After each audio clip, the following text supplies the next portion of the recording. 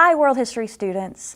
This lecture is going to be talking about how to approach college history. For many of you, this might be your very first college history class, or maybe you've had one or two before this, but it's always a good idea to think about what sets college history apart from other approaches to history. So we start with the question, what is history? And when I ask that question, the most common answer that I get is, well, history is a bunch of things that happened in the past.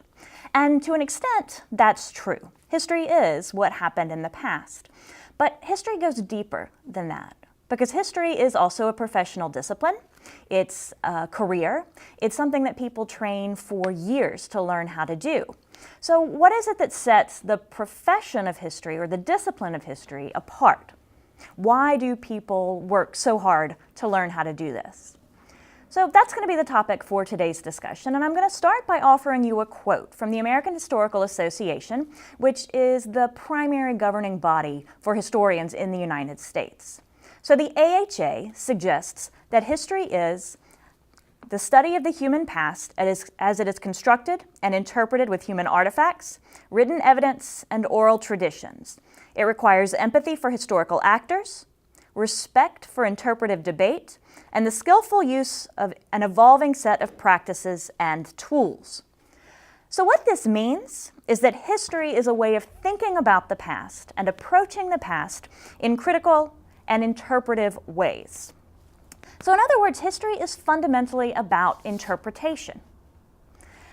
It's rooted in argument, and that argument is based on evidence, and it requires that you be open to changing your mind about the past and what the past means when new evidence is brought to light.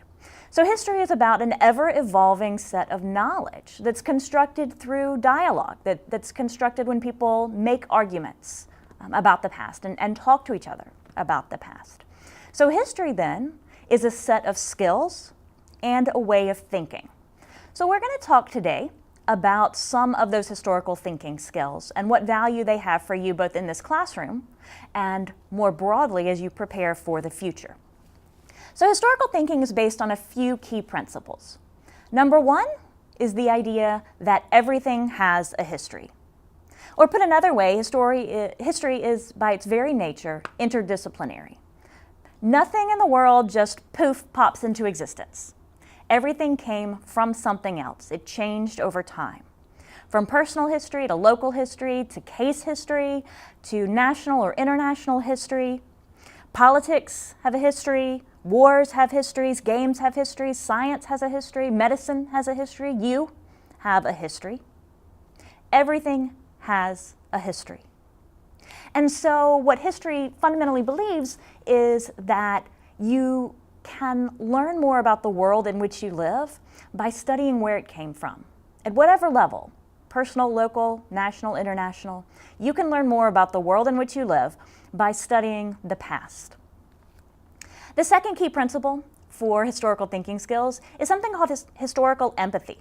And historical empathy is just a way of saying that historians judge the past, or they judge past cultures, by that culture's norms and standards and not by our own. The ability to study and understand the past from its own perspective and from its own set of rules and norms rather than from your own is essential to avoiding bias. It's essential to truly understanding what happened in the past. The third key principle for the study of history or for historical thinking skills is source analysis. The ability to read a source, whether primary or secondary, critically and analytically to understand what it means, how it can be interpreted, and what it suggests to us about the period in which it was created. Historians primarily use two types of sources. Primary sources are sources that were created in the past, in the period in question, and offer a first-hand account about the event or topic that you're studying. Secondary sources are sources that were not created in the period, but were written later, and offer an argument based on primary sources that try to get at the meaning of those sources for the past. This means that different historians can look at the same set of sources, the same set of primary sources, and come to different conclusions about what they mean. This conversation that historians have about the past based on argumentation, evidence-based argumentation. This conversation is sometimes called historiography. And historiography is just the way of historians figuring out the past through conversation, through dialogue. The fourth key principle for historical thinking skills will be a global geographic awareness. And that's just an awareness of the way that people and societies fit into the world in which they live geographically. These are concepts of spatial connections, trade, conquest, wars. These are all ways of humans fitting into geography. And historians understand that geography can define culture, that culture is defined as much by geography as geography is defined by the cultures that inhabit that geography. And the final key principle for historical thinking skills is effective communication and evidence-based argumentation. You've already heard me use the phrase evidence-based argumentation before, but this is the key to what professional historians do. They make arguments about the past. These arguments are, at their very core, interpretations of what the evidence means. And so they make these arguments, and in order to convince people that their interpretation is the correct interpretation or is a valuable interpretation, they use evidence. And that evidence kind of is organized in a way that supports the thesis or the argument that they're making.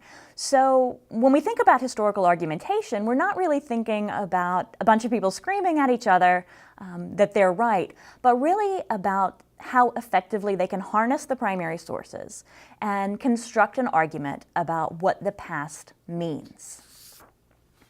So these are the 5 fundamental skills that serve as the basis of historical thinking, and they're skills that go well beyond history. You know, these are not just skills that are going to serve you in this classroom.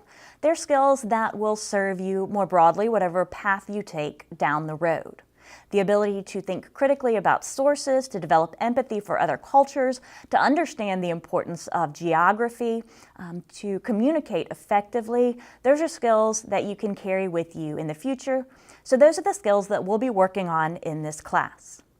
So in college level history, we start or we help you start the process of learning to do history rather than just read or see history. You'll develop critical thinking skills, and those skills will serve you as you move forward. So what does that mean for you as you prepare to get started in this world history class? Number 1, you're going to be asked to operate at a higher level of thought. Traditionally in courses like this, cognitive thinking skills, or the way that you learn, is divided by an organizational pattern called Bloom's taxonomy. And you'll see from this image that Bloom's taxonomy is structured sort of like a pyramid or like a triangle. You have these base levels of remembering, understanding, and applying knowledge. And then on top of those, you build into analyzing, evaluating, and creating knowledge. These first 3 levels may seem more familiar to you. They are standard operating procedure for history classrooms across the educational spectrum, across the K-12 educational spectrum. And those first 3 levels are an important part of learning history. You can't make arguments about the past if you don't understand the basic narrative. So there will be some learning of the basic narrative or the story that makes up history. But we will be moving you into the upper 3 levels as well. These are the levels where you learn how to do history. So, takeaway number 1, you'll be operating at a higher level. Takeaway number 2, memorizing a bunch of names and dates and key events from a study guide isn't going to cut it. You're going to have to dig deeper and see the connections and make arguments about the way the past fits together and what it means for the present. Key study skills for college-level history include active reading, effective note-taking, time management, the ability to make connections between key events and ideas, and developing a process for planning, writing, and editing papers. We've offered videos for each of these, which I recommend that you take advantage of so that you can prepare for operating at this higher level. Number 3, as you study history, you're going to be running into multiple pasts. History is about interpretation, and historians don't agree, and that is okay. This is how we move the field forward. This is how we learn about the past. And so number 4, sometimes it's going to feel hard, sometimes it's going to be uncomfortable, and that is okay. This is not easy stuff. You're learning something new, and no one learns how to do something new on the first try.